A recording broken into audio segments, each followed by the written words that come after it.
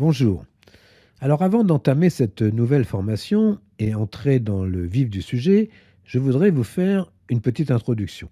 Dans cette nouvelle formation, je vous propose de développer ensemble une application qui fera la maintenance d'une base de données avec un formulaire qui nous permettra d'encadrer la saisie et qui utilisera pour cela un contrôle list view, ce dont je n'avais encore jamais parlé.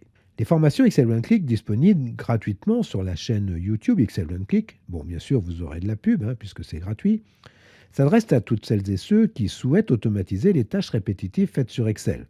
Ce dont on a horreur, c'est de faire toujours la même chose. Ces formations s'adressent aux débutantes et débutants avec les 44 vidéos de la formation initiale, mais également à celles et ceux qui veulent aller plus loin dans le développement d'applications de traitement de données et de reporting.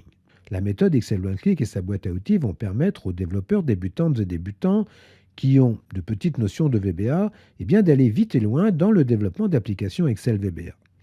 Donc il suffit de suivre les 44 petites vidéos de la formation initiale pour acquérir ces petites notions qui vous permettront de suivre les formations avancées. La pédagogie Excel One Click est basée sur le micro-learning qui présente plusieurs avantages par rapport aux méthodes d'apprentissage traditionnelles comme la salle de cours. Le micro-learning est notamment plus flexible. Vous pouvez suivre les séquences à votre rythme en fonction de vos disponibilités et de vos besoins. Plus accessible, les séquences peuvent être consultées sur n'importe quel appareil à tout moment. Plus engageant, les exercices que je propose sont plus susceptibles de capter votre attention. Et puis plus efficace, la répétition espacée que j'utilise avec le micro-learning est une méthode éprouvée pour améliorer la rétention des connaissances. Alors vous trouverez tous les liens vers ces vidéos de la formation initiale jusqu'aux formations avancées sur le site exceloneclick.com dans la rubrique formation initiale. Alors bien entendu, je vous mets le lien dans la description. Si vous appréciez ces formations et que vous souhaitez soutenir la chaîne, vous pouvez faire un don. Je vous mets le lien Tipeee Excel One Click dans la description. Alors n'hésitez pas à vous abonner à la chaîne, parlez-en autour de vous, cela peut intéresser toutes celles et ceux qui travaillent régulièrement sur Excel. Et puis, ça permet également de faire grossir la communauté Excel One Click. Un petit pouce bleu, à moi ça fait toujours plaisir, et puis ça permet de faire remonter les vidéos dans les algorithmes de YouTube. Enfin, activez la cloche pour avoir la primeur des nouveaux contenus. Après cette introduction nécessaire, nous allons pouvoir commencer cette formation qui se déroulera en 11 épisodes à raison de 2 épisodes par semaine. Dans la précédente vidéo de cette formation, où nous apprenons à développer une application sur comment encadrer la saisie avec le contrôle List View, nous avons vu la structure de l'application et comment dialoguer avec la base de données. Une petite révision des procédures d'importation et d'exportation utilisant les fonctions Excel One Click X1C. Dans cette nouvelle vidéo, nous allons voir le formulaire. Alors j'ai fait pour vous le design du formulaire, mais nous allons regarder et analyser tout ce qu'il contient. Bien, attardons-nous un peu sur le formulaire de saisie et ses contrôles. Alors ce formulaire a pour nom UF saisie. La propriété show modal du formulaire est réglée sur false, ce qui permet de naviguer dans le classeur le formulaire ouvert. Nous avons un contrôle image qui a pour nom IMG logo, dans lequel se trouve le logo Excel One Click. Alors ce contrôle image a la propriété AutoSize égale à true, et puis la propriété Special Effect égale à 1. Aucun code ne sera associé à ce contrôle. Nous avons ensuite un label Lab Title pour donner un titre explicite à notre formulaire. Alors ce label sera chargé à l'ouverture du formulaire.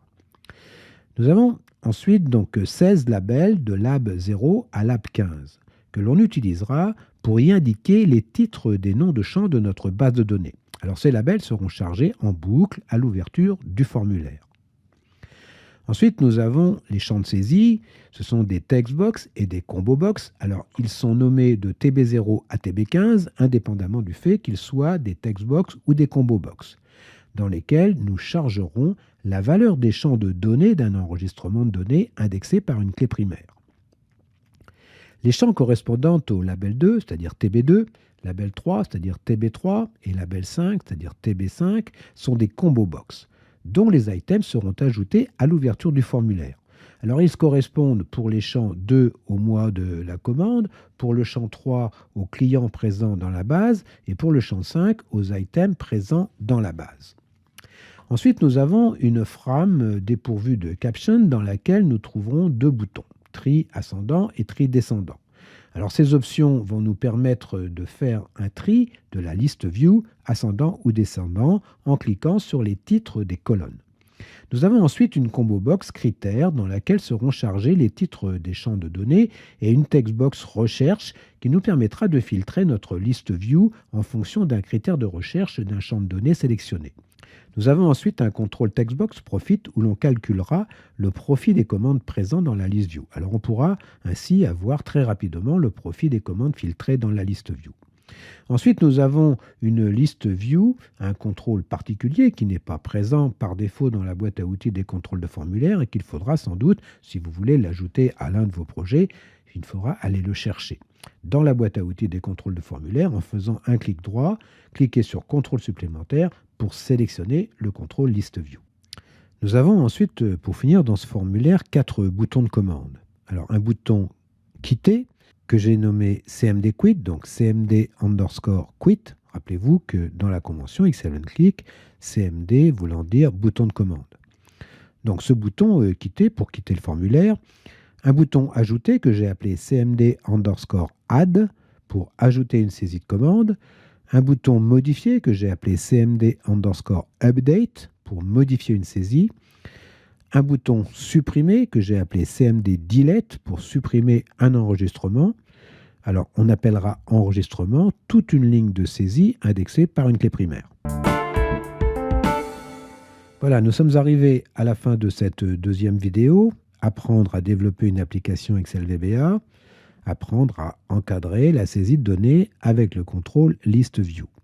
Dans cette vidéo, nous avons vu le formulaire et ses contrôles. Alors dans le prochain épisode, nous allons voir ce qu'est le contrôle list view et puis continuer à coder les fonctionnalités nécessaires au développement de cette application.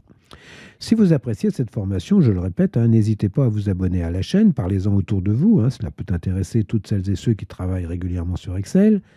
Un petit pouce bleu, à moi ça fait toujours plaisir. Activez la cloche, vous aurez la primeur du prochain épisode.